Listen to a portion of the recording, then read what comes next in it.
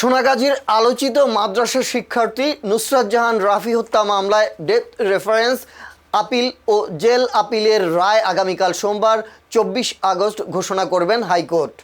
এ দিন নির্ধারণ করেছেন বিচারপতি ভীষ্মদেব চক্রবর্তী ও বিচারপতি KM রশিদুজ্জামান রাজার সমন্বয়ে গঠিত বিশেষ বেঞ্চ। রায়কে কেন্দ্র করে নুসরাতের পরিবারের সদস্যদের নিরাপত্তায় অতিরিক্ত পুলিশ মোতায়েন করা হয়েছে। সোনাগাজী মডেল থানার ওসি আবুল হাশিম জানিয়েছেন, সোনাগাজীর সার্বিক পরিস্থিতি স্বাভাবিক রয়েছে।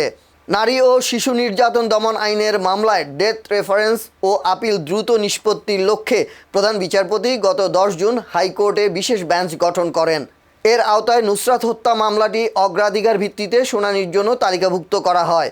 গত 28 জুলাই মামলাটির ডেথ রেফারেন্স আসামিদের আপিল ও জেল আপিলের শুনানি শুরু হয়।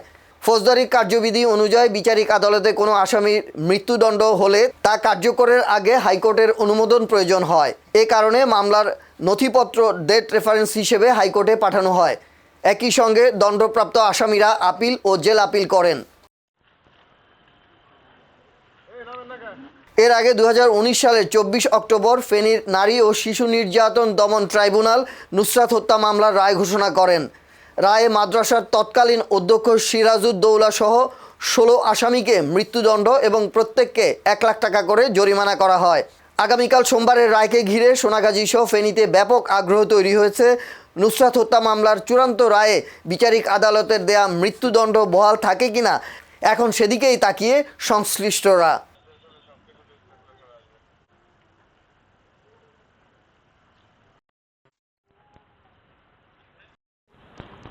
ফেনীর সোনাগাজীতে আলোচিত হত্যা মামলা মাদ্রাসা ছাত্রী নুসরাত জাহান আমির আগামীকাল 24 আগস্ট মহামান্য হাইকোর্টে আপিলের রায়ের দিন ধার্য আছে।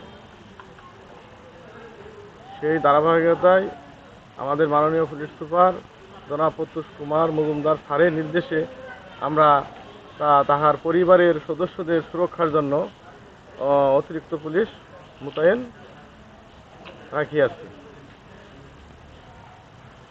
এই সোনাগাজী থানা এলাকার আইন শৃঙ্খলা পরিস্থিতি স্বাভাবিক আছে।